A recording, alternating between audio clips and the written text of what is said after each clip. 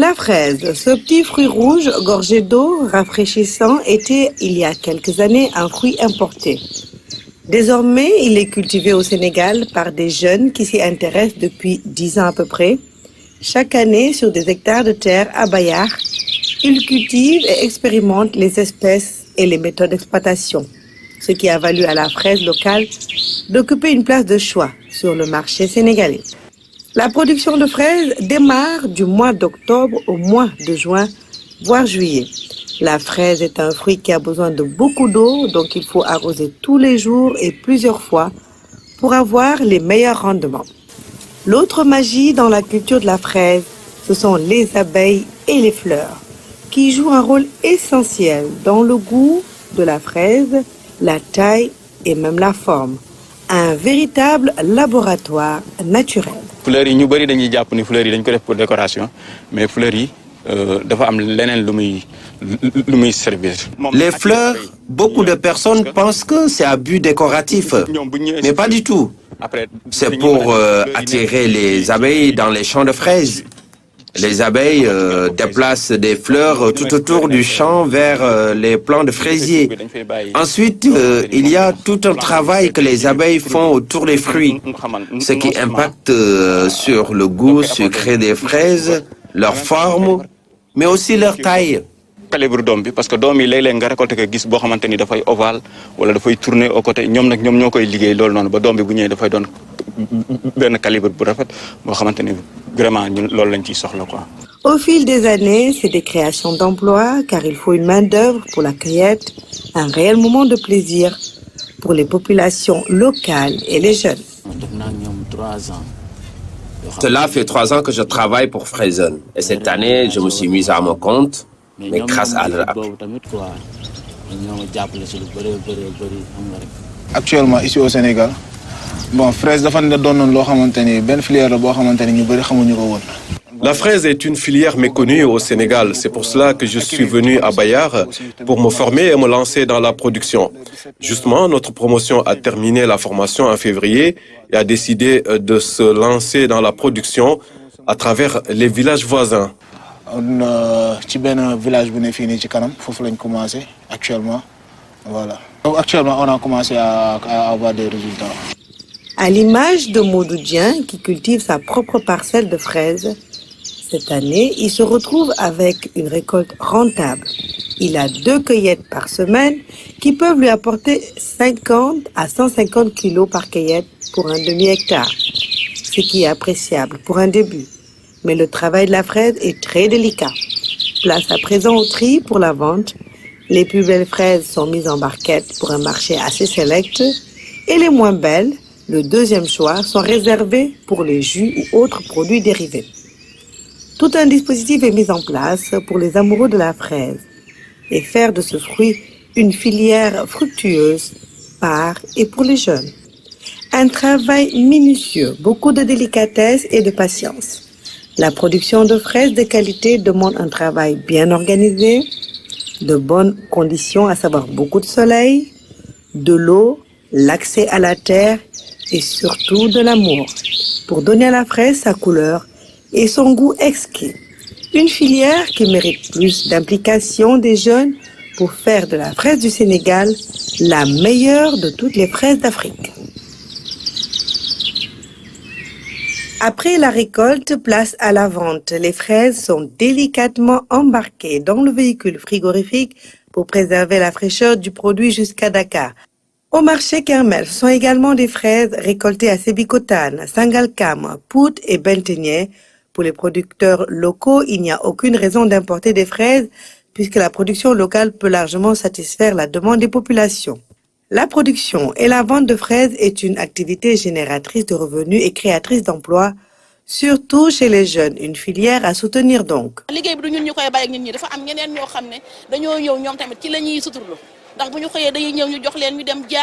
La production de la fraise, ce n'est pas juste nous. Il y a les vendeurs au marché Kermel, il y a également les ouvriers dans les champs, les récolteurs et les journaliers, entre autres personnes. La filière fraise fait travailler beaucoup de personnes au Sénégal.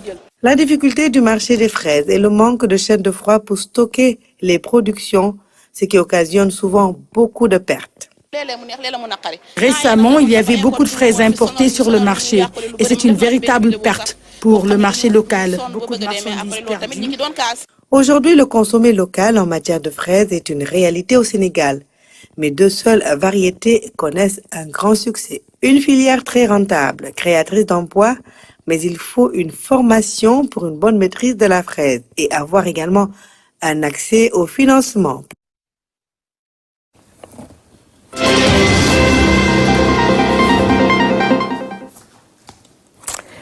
Voilà la filière fraise sous toutes ses formes en document signé Ramata Deme. Et pour parler de tout cela, nous accueillons sur ce plateau Monsieur Souleymane Agne, producteur de fraises dans la zone des Niayes. Monsieur Agne, bonjour et merci d'avoir accepté notre invitation. Bonjour à vous, c'est un plaisir. Merci pour l'invitation aussi. Monsieur Agne, d'abord, qu'est-ce qui vous a motivé à investir ce secteur? Qu'est-ce qui a créé le déclic? Oui, en fait, disons que personnellement, c'était quand j'étais étudiant. Je faisais un constat sur la plupart des cultures qu'on faisait au Sénégal, la carotte, la pomme de terre, etc. Et un jour, j'ai posé une question à mon professeur en lui demandant pourquoi pas on ne fait pas des cultures rares comme la fraise, comme la framboise. Il m'a fait comprendre que c'était pas possible.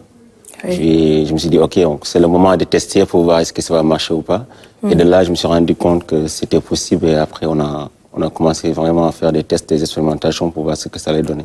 Et les tests ont duré combien de temps? Je l'ai commencé en 2011, donc de 2011 à 2016, je faisais que des tests. Oui. Personnellement, étant un agronome, moi, c'était pour pouvoir valider la culture. Mais après, je me suis rendu compte qu'il y avait d'autres personnes qui s'étaient lancées dans la culture de la fraise, qui n'étaient pas trop connues. Mais après avoir validé de 2011 à 2016, c'est à partir de 2016 qu'on s'est structuré, on a créé l'entreprise. Oui. Et comment se porte la filière fraise au Sénégal? Oui, je dirais plutôt bien parce que si on compare les années passées, 10 ans en arrière, aujourd'hui, si on parle de la fraise, en Afrique, on cite le Sénégal comme un pays qui produit de la fraise. Je pense que même on fait partie des 5 pays producteurs de fraises, alors qu'il y avait 10 ans auparavant, on ne pouvait même pas imaginer que c'était possible de le faire. Donc là, on a plusieurs producteurs qui se lancent dans la culture et qui rejoignent le réseau qu'on a mis en place, qui est un réseau panafricain de producteurs de fraises. Ce n'est pas un réseau sénégalais, mais c'est plutôt un réseau panafricain parce qu'on regroupe plus de 7 pays panafricains africains aujourd'hui. Et là, je pense que on peut dire que la production augmente de plus en plus chaque année. Okay. Parce que chaque année, on a plusieurs producteurs qui se lancent et ça accroît la production et on est en train de satisfaire plus ou moins la demande locale. Et c'est un réseau de combien de membres?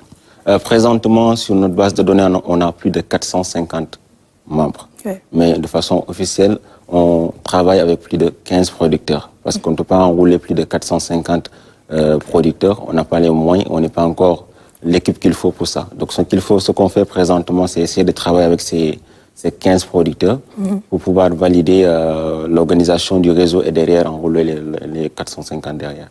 Avril-mai, c'est la période des récoltes. Quels sont vos records de production? Oui, durant avril-mai, je dirais même pas avril-mai parce qu'on commence les récoltes au mois de décembre. Okay. Donc de décembre jusqu'au mois de juin, juillet, on récolte chaque 2 jours. Donc plus ou moins chaque récolte, dans nos exploitations, on peut récolter environ 1000 barquettes par récolte. Ce qui veut dire dans la semaine, sur une seule exploitation agricole, il faut y avoir environ 4000 barquettes qui sont récoltées. Donc si vous avez 5 ou 6 champs, il faut multiplier par 6 et ça donne derrière en fait la quantité. Donc ça montre à quel point que non seulement c'est rentable, mais à quel point aussi il est possible de multiplier ou de dupliquer en fait les récoltes si vraiment l'ensemble des producteurs se réunit. La filière fraise emploie beaucoup de jeunes. Est-ce que cela a un impact sur cette problématique de l'emploi des jeunes? Oui, en fait, je dirais oui, et je dirais un grand oui. Pourquoi? Parce que déjà, si on compte l'ensemble des filières qu'on connaît au Sénégal, certes, la fraise n'est pas... On ne peut pas les compter comme les denrées de première nécessité. Oui. Mais en termes de création d'emplois, c'est énorme, parce que la chaîne de valeur derrière, il faut le dire... pour ce qui concerne la production, pour ce qui concerne les livraisons, la transformation, mine de rien, sur un seul hectare de fraises, vous pouvez créer déjà 10 emplois. permanents qui vont travailler, des ouvriers, sans compter en fait les livreurs derrière qui vont acheminer les produits, sans compter les bonnes femmes qui vont faire la récolte, plus de 20 ou 25 femmes qui vont assurer la récolte chaque 2 jours, sans compter plus de 10 ou 15 bonnes femmes qui vont aussi assurer les conditionnements. Donc je peux dire sur 5 hectares de fraises, juste en fait très facilement vous pouvez créer environ 30 ou 40 emplois directs. Donc imaginez si vous pouvez aller sur des hectares et des hectares. Donc ça veut dire qu'en termes de création d'emplois, il n'y a pas mieux en fait. Est-ce que ça peut être une alternative au moment où on parle beaucoup de l'immigration illégale? Beaucoup de jeunes sont tentés d'aller à l'étranger. Ah oui, réellement. Parce que d'ailleurs, en fait, c'est dans ce sens-là qu'on a mis en place un centre d'incubation que nous avons appelé le centre d'incubation et d'insertion. L'idée, c'est d'essayer en fait de regrouper d'avoir en fait le maximum de jeunes déjà qui n'ont pas eu la chance de réussir à l'école, de les former sur la production. Après, à la suite de cette formation, on les recrute directement, comme vous voyez, ou bien on les accompagne comme des entrepreneurs. Pareil pour les femmes transformatrices aussi qu'on accompagne. Ce qui veut dire quoi? Ce qui veut dire qu'en fait, il y a plusieurs jeunes qui, auparavant, avant de nous rejoindre dans le centre, ils avaient comme idée de tenter l'immigration. Mais une fois en fait dans l'exploitation agricole, ils ont carrément en fait changé de vision. Ils ont décidé de s'investir en fait à fond dans l'agriculture parce qu'ils ont vu le potentiel qu'au début ils ne connaissaient pas parce qu'il y avait tout simplement un manque de communication et de sensibilisation. Au-delà de la production et de la vente, vous avez également un projet de transformation des produits dérivés. Pouvez-vous revenir sur ce projet? Oui. Déjà, en fait, c'était une histoire parce que lors de la Covid-19, on avait du mal à écouler nos fraises. Donc, à partir de là, on a senti la nécessité de se lancer dans la transformation. Donc, on a testé avec le jus de fraise, la confiture, les sirops. On a vu que ça marchait. À partir de là, on s'est dit vite qu'il fallait voir comment travailler avec les groupements de femmes. Donc, on a eu l'idée de former les groupements de femmes. À l'heure actuelle, on a formé plus de 300 femmes dans la transformation de la fraise. Et l'idée, c'est de les accompagner dans la transformation, de les former, de mettre en fait les moyens qu'il faut. Et après la transformation de ces produits, on récupère ces produits, on essaie de les labelliser et de commercialiser. Et nous, derrière, ça nous permet déjà d'avoir la main-d'œuvre qu'il faut avec ces femmes, d'avoir les produits qu'il faut, et derrière aussi de les mettre sur le marché et de travailler ensemble en mettant en place ce réseau qu'il faut. Certainement, il y a des difficultés, surtout en ce qui concerne la conservation.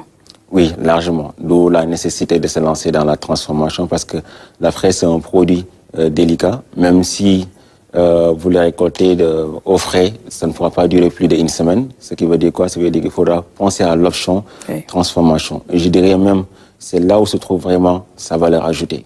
C'est-à-dire qu'il faudra vraiment miser sur la transformation parce qu'il est possible de la transformer au-delà en fait du jus, du sirop, d'utiliser même des produits cosmétiques, des savons à base de fraises, des gels à base de fraises. Donc ça montre vraiment le potentiel qui existe derrière ces filières et l'importance aussi de l'organiser pour pouvoir aller plus loin. Il y a aussi l'importance de multiplier ces centres de stockage et de conservation à l'image du centre qui est à Diamniadio. Bien sûr. Et je pense même là, on est en train de voir comment déjà se rapprocher du ministère de l'Agriculture et voir quelles sont les possibilités pour travailler avec ces différents centres de conservation. Parce que ça, c'est le plus gros problème. On a des commandes de plus de 100, 200 tonnes de fraises surgelées, mais on ne pouvait pas prendre ces commandes-là parce que tout simplement, on n'a pas les moyens qu'il faut en termes de surgélation.